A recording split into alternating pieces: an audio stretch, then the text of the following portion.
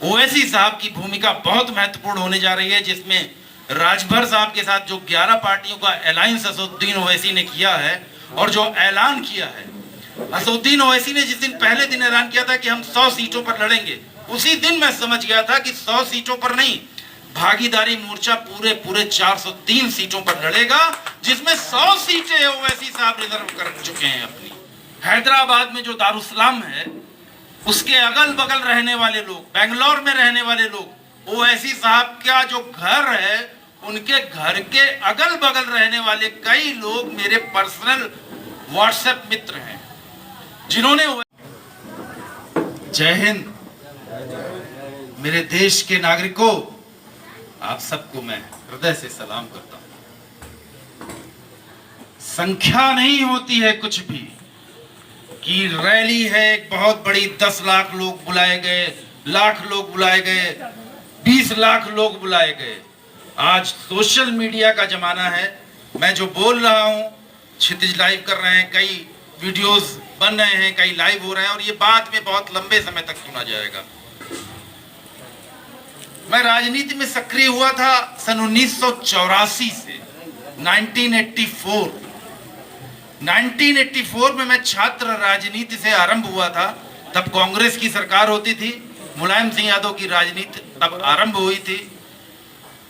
मुलायम सिंह यादव एक बजाज प्रिया स्कूटर से आते थे चारबाग रेलवे स्टेशन, और स्कूटर से ही जाते थे आगे। उस दौर से और इंदिरा गांधी के इमरजेंसी के दौर से आज तक जो मैंने देखा है, सभी दल, सभी पार्टियां जनता को मोहरा बनाती चली आई हैं अपने लिए, अपनी सत्ता के लिए। लेकिन ये जो बात अभी अभी कही ना, कि एक टेम्पो ड्राइवर ने, एक हिंदू टेम्पो ड्राइवर ने, जिसने तिलक लगाया हुआ था, उसने असदुद्दीन ओवैसी की बुराई नहीं बर्दाश्त की और उनको, अपनी सवारी को गाड़ी रोक के उतार दिया किनारे। ये एकदम सच्ची बात है। हैदराबाद में जो दारुसलाम है, उसके अगल बगल रहने वाले लोग, बेंगलोर में रहने वाले लोग, ओवैसी साहब का जो घर है, उनके घर के अगल बगल रहने वाले कई लोग मेरे पर्सनल व्हाट्सएप मित्र हैं, जिन्होंने ओवैसी साहब की पर्सनल तारीफ की। और मैं आप सबसे एक सवाल पूछता हूं, आज अगर आपको राष्ट्रीय स्तर पर देश में नेता चुनना हो कि नेता, आदर्श बनाने योग्य नेता कौन है, तो आदर्श बनाने योग्य नेता आप किसको मानेंगे? कहाँ गिनती पर भी गिने जाने वाले। एक जमाना था कि अटल बिहारी वाजपेयी, चौधरी चरण सिंह, हमारे एक पीवी नरसिम्हा राव भी देश के प्रधानमंत्री हुए, वो भी एक थे। इससे पहले डॉक्टर मनमोहन सिंह थे, उन्होंने बहुत बढ़िया अर्थशास्त्र पूरे देश को दिया। 10 साल में कभी भुखमरी जैसी पोजीशन नहीं आई, कभी मॉब लिंचिंग नहीं हुई, कभी इंसान का दुश्मन अपनी धर्म जाति को लेकर के नहीं बना था। अब जो होने जा रहा है आगे आने वाले दिनों में, उसमें एआईएमआईएम पार्टी, ओवैसी साहब की भूमिका बहुत महत्वपूर्ण होने जा रही है, जिसमें राजभर साहब के साथ जो 11 पार्टियों का अलायंस असदुद्दीन ओवैसी ने किया है और जो ऐलान किया है, असदुद्दीन ओवैसी ने जिस दिन पहले दिन ऐलान किया था कि हम 100 सीटों पर लड़ेंगे, उसी दिन मैं समझ गया था कि 100 सीटों पर नहीं, भागीदारी मोर्चा पूरे 403 सीटों पर लड़ेगा, जिसमें 100 सीटें ओवैसी साहब रिजर्व कर चुके हैं अपनी। 403 सीटों में 100 सीटें असदुद्दीन ओवैसी ने भागीदारी मोर्चा में अपनी रिजर्व कर ली है। हमारे उत्तर प्रदेश में 143 मुस्लिम बाहुल्य इलाके हैं। 143 मुस्लिम बाहुल्य इलाकों में अगर 100 सीटों पर असदुद्दीन ओवैसी साहब की पार्टी ने शानदार प्रत्याशी चुनावी मैदान में उतारे, तो क्या पढ़ा लिखा मुसलमान अपने वोट को जाया होने देगा? कभी नहीं।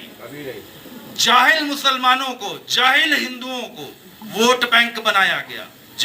मेरी फिर बात वही कहूंगा, जाहिल मुसलमानों को, जाहिल हिंदुओं को वोट बैंक बनाया गया। लेकिन पढ़ा लिखा हिंदुस्तानी, पढ़ा लिखा जो वोट है, वो अपना स्वार्थ देख करके वोट देता है। अब पढ़े लिखे तबके की समझ में कोरोना वायरस की इतनी खतरनाक बीमारी के बाद, लाशों के ढेर देखने के बाद, मौत की व्यवस्था देश की अव्यवस्था बन गई। मौत की व्यवस्था मतलब मौत बट रही है जैसे, ये देश की अव्यवस्था बन गई। हमारे देश में जो सिस्टम है, वो सिस्टम पूरी तरह फेल्योर साबित हो गया, जबकि इतने लंबे समय से मोदी साहब की सरकार थी।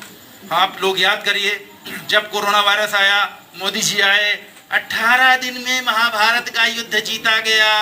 21 दिन में हम कोरोना से जीत जाएंगे। थाली, घंटी, घड़ियाल सब कुछ तो कर डाला गया ना। मिला क्या? आपको बताइए। डॉक्टरों को, मतलब डॉक्टरों को श्रद्धांजलि दी या भारतीय जनता पार्टी ने डॉक्टर्स को, जो बहुत बड़ी संख्या में डॉक्टर्स, पैरामेडिकल स्टाफ कोरोना से लड़ते लड़ते शहीद हो गए, क्या उनको श्रद्धांजलि दी? नहीं, अपनी दुकान चलाई, थाली, घंटा, घड़ियाल बजा के, आतिशबाजी। मतलब मैं दंग रह गया था कि एक दिन मोदी साहब ने कहा और पूरा देश दिवाली मनाने लग गया। देश में मौतें हो रही थी और देश दिया जला रहा था। देश में मौतें हो रही थी और देश से दिए जलवाए जा रहे थे। ये हमारे देश का सबसे बड़ा दुर्भाग्य था। क्योंकि मेरा स्वास्थ्य आजकल ठीक नहीं चल रहा है। कल शाम को, कल रात में 10:15 बजे क्षितिज द्विवेदी का फोन आया मेरे पास और मैंने क्षितिज से कहा कि मैं कल कानपुर आऊंगा। आज सवेरे मैं डॉक्टर के पास गया। आज मुझे राज स्कैनिंग में मुझे अपनी MRI करानी थी। राज स्कैनिंग में अभिषेक से मेरी फोन पे अपॉइंटमेंट की भी बात हुई, लेकिन मैं नहीं गया। मैं कानपुर आप लोगों की हौसला अफजाई के लिए क्यों आया? क्योंकि आज मित्रता दिवस है, आज मित्र दिवस है और ये है सच्ची मित्रता। हिंदू मुस्लिम एक रहेगा, देश में एकता का राज चलेगा। ये है हिंदू मुस्लिम की सच्ची एकता की मिसाल कायम करने मुझे यहाँ आना ही पड़ा। मैं लखनऊ का अन्ना आप सभी का बहुत बहुत धन्यवाद देता हूँ। अधिक नहीं बोल पा रहा हूँ क्योंकि स्वास्थ्य नहीं ठीक है, सवेरे से थका हुआ हूँ, कल से मेरी तबीयत नहीं ठीक है। बाद में आप सब मुझे बुलाएंगे, बाद में भी आऊँगा, बाद में आपसे वार्ता होंगी। धन्यवाद। बहुत बहुत बड़ी बात कह दी। सच बात है कि आज फ्रेंड्स